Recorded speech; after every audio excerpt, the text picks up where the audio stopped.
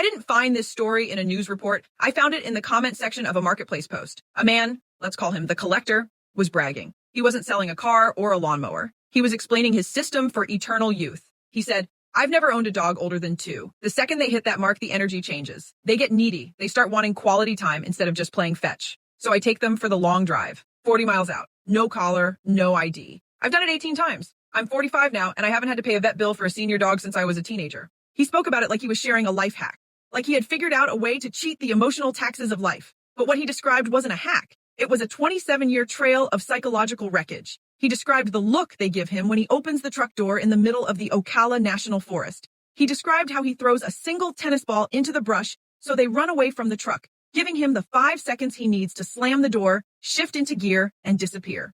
You're feeling that physical vibration in your throat right now. That's pure, unadulterated outrage. You want to reach through the screen and hold him accountable. But I want you to do something more powerful. I want you to stay. Most people will turn this off because hearing the truth of a 40-mile drop is too heavy. But if you stay, you are refusing to let these 18 ghosts be forgotten.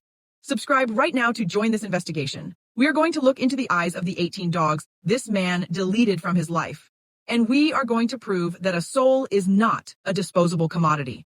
Why 40 miles? It is a psychological distance. The collector knows that a dog's homing instinct is a powerful biological tether. At 10 miles, a dog can navigate by the familiar scent of a nearby park or the sound of a distant highway. At 20 miles, they might pick up the trail of a familiar vehicle. But at 40 miles, the tether snaps. When that truck door slams, the dog enters a state of acute cognitive dissociation. Their brain, which was wired for 730 days to believe that the man in the driver's seat was their entire universe, suddenly has to process a paradox. The provider has become the abandoner.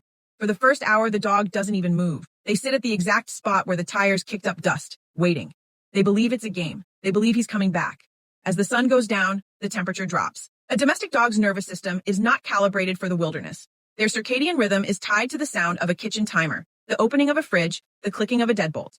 When those sounds are replaced by the rustle of predators in the brush, the dog's amygdala goes into a permanent state of high alert. They don't sleep. They micronap for 3 or 4 seconds at a time before their survival instinct jerks them awake. This is where the physical decay begins. Without the safe base of a home, their cortisol levels spike so high that their immune system begins to eat itself. This is why shell dogs look the way they do. It's not just the dirt, it's the biological manifestation of terror. They're fur mats because they stop grooming.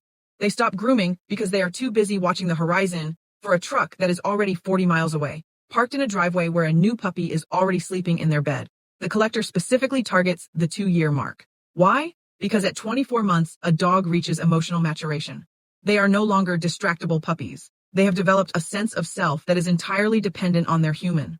To discard a dog at 2 years is the equivalent of abandoning a human child just as they learn to say, I love you. He calls it refreshing the stock. He wants the dopamine hit of a new puppy without the emotional baggage of a loyal adult. He views their loyalty as a glitch in the system. When they start leaning against his leg, when they start watching him with that deep, soulful intensity that only an adult dog possesses, he sees it as a burden. He doesn't want to be loved, he wants to be entertained. And once the entertainment value plateaus, he starts the engine. We found one. Dog number 19. The one who didn't die. The one who didn't let the forest win. When we found him, he was 42 miles from the man's house. He had been living under a rusted tractor for 4 months. He was encased in a shell so thick it had become a biological suit of armor. This shell wasn't just hair. It was a fortress built by his body to survive the thorns and the cold. He had shut down. When we reached for him, he didn't growl, he didn't move. He was a ghost dog. His spirit had retreated so far inside his body that there was nothing left on the surface but the matting. I want you to look at the screen right now. If you think this man's 27-year streak should end in a courtroom, type justice in the comments. We are tracking the Facebook groups. We are identifying the collectors. This is no longer just a story. It's a digital dragnet. If you believe that 40 miles is too far to fall, subscribe and share this. We are the voice for the 18 who never made it back. Recovery isn't about a bath. It's about neuroplasticity. We have to rewire a brain that has been conditioned to believe that human equals abandonment. We follow the 3-3-3 rule with clinical precision. 3 days of decompression. He didn't eat. He didn't drink. He just stared at the door. He was waiting for the collector. He was still loyal to his executioner. 3 weeks of routine. We gave him a schedule that never changed. 7 a.m. food, 7:15 a.m. walk. This predictability is the only thing that can lower adrenal exhaustion. 3 months of rebirth. This is when the oxytocin finally began to flow again. The freeze response thawed. Let's go back to the man who started this. The executioner. He isn't a monster in the way you'd expect. He doesn't look like a villain. He looks like your neighbor. He looks like the guy at the grocery store. That is the horror of the discarder. They operate under a cloak of normalcy. He suffers from a condition known as empathy deficit disorder. He can mirror emotions, but he cannot feel them. When he drops a dog 40 miles away, he doesn't feel guilt. He feels light. He feels like he's cleared out his inbox. He has successfully deleted a responsibility. He thinks he is the hero of his own story because he didn't shoot them. He convinced himself that the forest is a sanctuary, when in reality, it is a graveyard of his own making. There are people in his Facebook group who liked his post. They commented things like, "I get it, man. Puppies are just better." These are the enablers. They are just as responsible for the 40-mile drop as the man behind the wheel. If you think refreshing the stock is a crime against nature, type "not a product" in the comments. We are calling out the enablers today. During our investigation, we found a local vet who remembered a man matching his description. 20 years ago, the collector brought in a 2-year-old lab. The dog had a minor ear infection. The man asked, "How much to fix it?" The vet said, $60. The man walked out without the dog. He didn't leave the dog at the vet. He took it to the parking lot, loaded it back up, and drove 40 miles. He would rather spend $20 on gas to abandon a soul than $60 to heal it. That is the math of a predator. That is the economy of discard that we are fighting today. Every dog he abandoned was a saving in his bank account. We spent minutes just trying to get the shell off his spirit. Every layer of filth we removed was a year of the collector's legacy we were erasing. When the skin was finally free, the dog did something we didn't expect. He didn't run. He didn't hide. He leaned his head against the chest of the rescuer and sighed. This is the vagus nerve reset. It is the biological signal that the war is over. The 40 miles have been closed. The distance between the forest and the home has been erased by a single act of radical patience.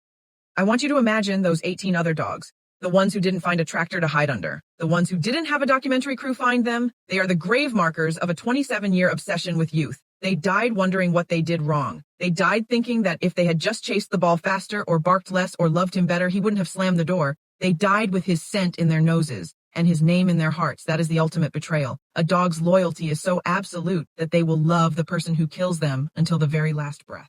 Since we started exposing this story, the collector has deleted his Facebook post. He's trying to hide, but the internet is forever, and the ghosts of 18 dogs have a very long memory. We have identified the area where he drops them. We have contacted local authorities. We are moving this from a story to a case, but we need your help.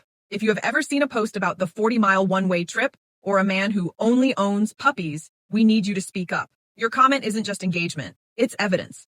Look at the screen. This is the 100th day. This is the end of the 333 rule. The dog who was discarded like trash is now the center of a child's universe.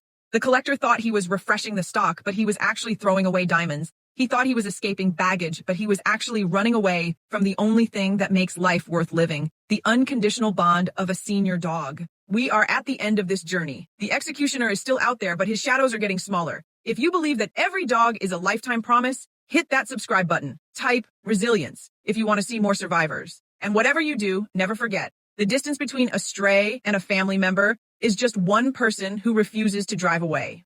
We have to talk about the discard culture that allows men like the collector to exist. We live in a world of 15-second clips and instant gratification. We want the puppy for the likes, but we don't want the senior dog for the life. When we treat animals as content, we strip them of their personhood. We turn them into props. The 40-mile drop is just the logical conclusion of a world that values the new over the true. Every time you choose to adopt a senior dog, or every time you stick with your pet through a medical crisis, you are voting against the collector. You are proving that a soul is not a subscription. You are building a world where the long drive ends at a park, not a forest. Why do we do this? Why do we spend minutes grooming a ghost? Why do we write words about one man's cruelty? Because of the ripple effect. When one person stands up and says, "This is not okay," it gives permission for 1,000 others to do the same.